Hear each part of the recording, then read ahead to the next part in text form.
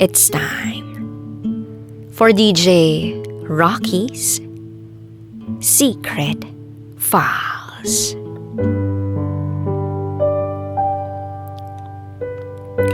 Iniwan ko siya para sa bagong kakakilala ko lang. Hello DJ Rocky. Nakikinig kami ng mga katrabaho ko palagi. So naisip ko ring i-share ang buhay pag-ibig ko. At gusto kong mapakinggan ang mismong storya ko sa pinakikinggang kong programa. Gusto ko lang ding malaman yung pakiramdam na marinig ang sariling storya. Itago niyo ako sa pangalang Patty. At ito ang aking secret file. Meron akong long-time boyfriend na itago na lang natin sa pangalang Anino. Yun ang tawag ko rin sa kanya, Anino. Bakit? Kasi para siyang anino ko na hindi nawawala sa tabi ko. Nagkakilala kami ni Anino sa isang eskinita sa kanto. Malapit sa school namin yun, year 2011 yun. High school ako nun, lumabas kami ng kaibigan ko para bumili ng pagkain. At habang naglalakad, pagliko sa may kanto, may nakita kaming lalaki. Moreno, may ibubuga naman ang itsura at matangkad. Na tipong kahit nakaupo siya, ay kitang matangkad siya. Nang bigla itong magsalita at ang sabi, "Mata, sabi ko naman sa'yo, huwag kang sasama sa maganda na paghahalataan kang pangit." At ang tinutukoy niya noon ay yung kaibigan ko. Magkakilala pala sila. And by the way, hindi naman ako sobrang ganda ha. May tsura lang, maputi, pero chubby. Baka kasi mag-expect kayo. So ayun na nga, ako ang isip-isip ko noon, medyo judger naman tong lalaking to. Pero at the same time, kinilig. Kasi nasabihang maganda eh. So ayun, after nung convo nila na yun, diretso na kaming naglakad. Nang bigla akong napalingon. Aba, pagtingin ko sa likod ko, nakatingin siya sa akin. Ang ending, nagkatinginan kami. Pero ako na ang umiwas ng tingin kasi mahina ako sa ganun. Marupok ako eh. And by the way pala, may boyfriend ako nung time na yun. Pero parang hindi naman siya nag-e-exist. Then, December 29, 2011, gabi yun. Biglang may nag-pop up sa Facebook notif ko. Comment daw sa profile picture. Ang sabi, "Cute mo naman po." Chinek ko yung profile, sabi ko parang pamilyar ah. Tapos biglang may nag-chat sa akin, sabi, "Salamat sa pag-add." OMG! Year 2010, nakita ko na pala siya. Nakasalubong ko siya habang kasama ko yung first love ko. Nakangasan pa nga ako sa kanya nun eh. Kasi naka-boxer lang lumalabas ng bahay tapos sando na puti. Isip-isip ko nun, ano ba tong lalaking to? Rumoronda, naka-boxer. Hindi na nahiya. Pero siya pala yun. Hindi ko alam kung paano ko siya na-add sa FB. Pero siguro dahil bata pa, bagets pa, ayun, add lang ng add kung sino. So ayun na nga, nag-catch-chat kami. Sabi niya, "Salamat sa pag-add." Sabi ko, "No problem." Tapos tinanong ko siya, "Di ba classmate mo si Jello?" Si Jello ay yung boyfriend ko nung time na yon. At ang sagot niya sa akin ay, "Oo." Tapos, sabi niya, hindi niya naman alam kung ano yung mga pinaggagawa ng boyfriend ko. So, ayun. Biglang hiningi niya na yung number ko. Binigay ko naman. Maharot din ako, no? Tapos ayun, nag-text siya after. Tapos sabi niya, siya nga raw yung kachat ko. Tapos ayun, after 1 week, nagiwalay na kami ng jowa ko. Kasi, niloloko na pala ako nung sira, ulong yun. May ibang jowa pala, pinagtripan lang ako. So nung mga time na yun, si Anino na yung nakakausap ko araw-araw. Tapos nagkakatawagan na kami. Hindi kasi siya ma-Facebook nung time na yun. Anti-social media ba? So lagi kaming magkatawagan at magka-text. Inaabot kami ng madaling araw para magkausap. Then January 7, 2020, alas 3 ng umaga, doon na nagsimula yung love story namin. Yun yung araw na sinagot ko siya. Tapos yun, naging kami na. Masaya yung relasyon namin. Kasi naramdaman ko na pahalagahan, naranasan kong mahalin. After kong manggaling sa isang failed relationship. Yung first love ko, 'di ba, niloko ako ng maraming beses. Pero dahil nga first love ko, naging tanga ako. Then natauhan din naman ako before my birthday. Tapos ayun, ayoko na rin naman dun sa mga yun. Yun sa mga una kong mga minahal. So thankful na lang ako kasi nasaktan ako nun. Parang ngayon binawi ni God yung mga naranasan kong sakit sa pagbibigay niya sa akin kay Anino. Then umabot ng 2 taon ang relasyon namin. Kontento kami sa kung anong meron kami. Pag-uwian, susunduin niya ako. Tapos hati kami sa pagkain. Tig 20 kami. Pero busog na kami nun. May 2 jampong na tig 5 pesos kami at shake tapos kwek-kwek. Kwentuhan lang. Pangit nga lang yung naging way para maligal kami sa side ko. Nakakahiyaman, pero nahuli kami ng kakilala ni mommy na nag-kiss sa ilalim ng puno. Pero at least okay na, legal na kami. Both sides. Nung una nga, ayaw sa kanya ni mommy kasi gangster pa.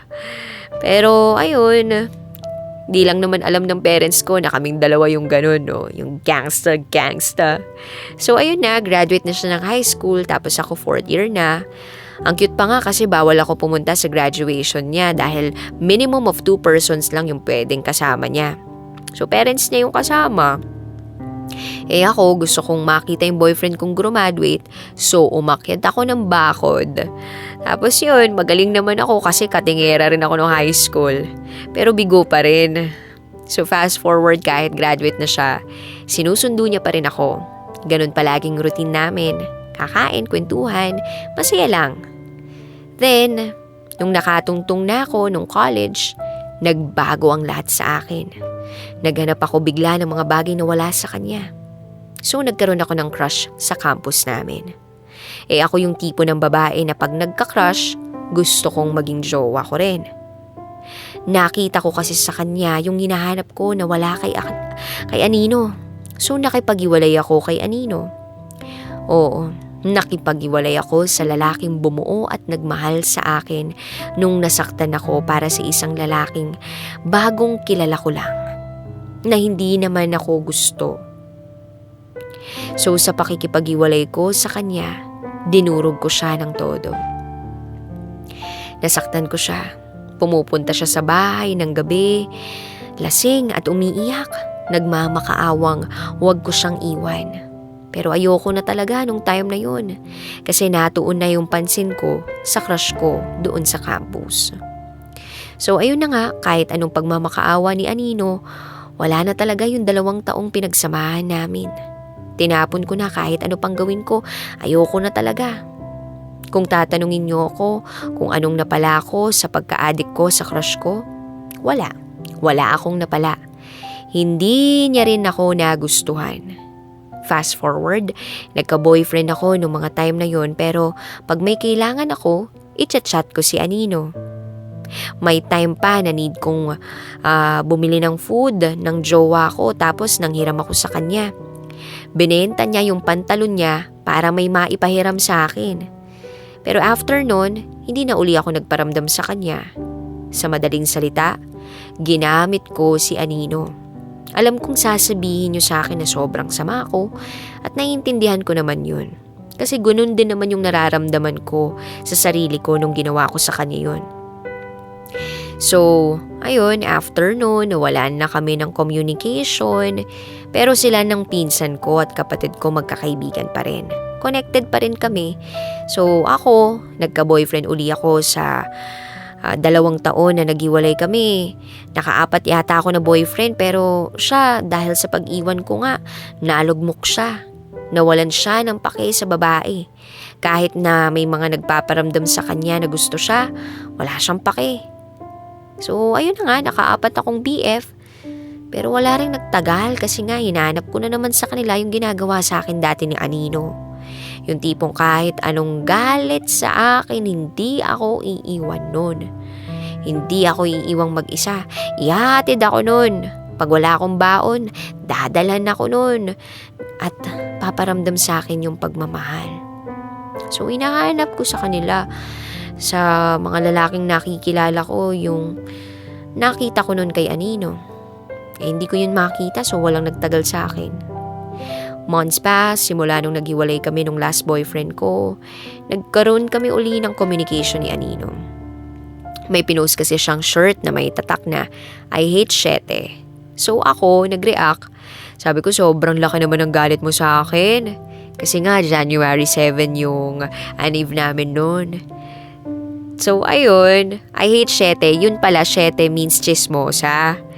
Yun ang sabi niya, hindi raw ako yun. Chismosa daw yung meaning ng Shete. So after nun, nagkaroon kami ng communication. Tapos ayun, nagkausap kami uli araw-araw. Tapos isang araw, nabalitaan ko na hold up siya. Nag-alala ako sa kanya, akala ko may masama nang nangyari sa kanya. Pero sabi niya, binigay niya raw lahat. Kasi tinutukan siya ng baril. Umuwi siyang nakahubad. Siyempre, nawala yung phone niya. Pagkatawag niya, sobrang relieved ko kasi safe siya. Then fast forward, araw-araw pa rin kaming magkausap. Tinanong niya ako kung pwede niya raw ako ulit ligawan. Pumayag ako. Nanligaw siya uli.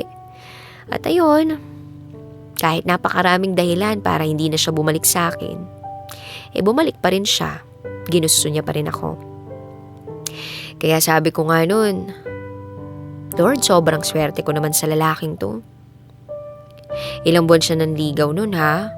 Then December 6, 2015, madaling araw, tinanong niya ako kung ano na raw ba kami. Kasi parang kami wala lang label. So sabi ko, tayo na. And yes, naging kami uli after 2 years, naging kami na. Naging masaya yung relasyon namin. Dumarating lang sa puntong away-bate. Pero ayun, okay naman. Hanggang sa isang araw, na-aksidente siya. Nabangga siya ng rumaragasang jeep. Duguan siya. Kinabukasan, nalaman kong na-aksidente siya. Nag-50-50 siya. At dahil sa ginawa ko sa kanya, akala ko nung araw na yun mawawala na siya sa akin. Akala ko, yung lalaking nagmamahal sa akin iiwan niya ako. Akala ko, iiwan niya na ako sa paraang hindi ko na siya makikita habang buhay. Kasi sabi ko, never niya ako iiwan baka bigla niya akong iwan. So parang ayoko. Pero mabait ang Diyos. Naging okay siya. Marami siyang naging galos. Nagkaroon ng crack yung part ng bunggo niya. Pero naging okay naman siya. Hindi niya ako iniwan. So naging okay kami. Nag-aaway, pero magpapahinga lang. Mag-iisip, pero hindi maghihiwalay. Ngayon, magpa 5 years na kami. This December 6, 2020. Nagpaplano na rin kaming magsama. Pero dahil kailangan pang mag-ipon, hindi pa kami makabili ng bahay. So tamang ipon muna kami para after 1 to 2 years, makapagpakasal na kami at makabuo na kami ng pamilya. Ayun, so alam ko na wala nang higit sa kanya. Para sa iyo, Anino, gusto ko lang magpasalamat sa lahat. Sa lahat ng pagmamahal na ibinigay mo sa akin simula umpisa hanggang ngayon. At mag-iisang dekada na tayo, kung sakali, pero never nating napag-awayan ng babae. Never kang ng babae at napakaswerte ko sa iyo. Huwag kang magsasawa sa akin ha. Mahal na mahal kita. At sa lahat ng mga nakikinig na may karelasyon, tatagan nyo ang pagsasama ninyo. Huwag kayong matakot masaktan kasi baka pag nasaktan kayo, doon ibibigay ni Lord yung para sa inyo. Kung anong deserve ninyo. Spread the love, everyone. Salamat sa pakikinig. Muli, ako si Patty at ito ang aking secret file. Always your number one SM radio station. Love Radio. Kabisyo, nakarelate ka ba sa secret file na binasa ko? Kung nakarelate ka, mag-subscribe ka na dito sa aming YouTube channel at pindutin mo na rin ang notification bell para updated ka sa mga susunod na episodes ng DJ Rocky Secret File.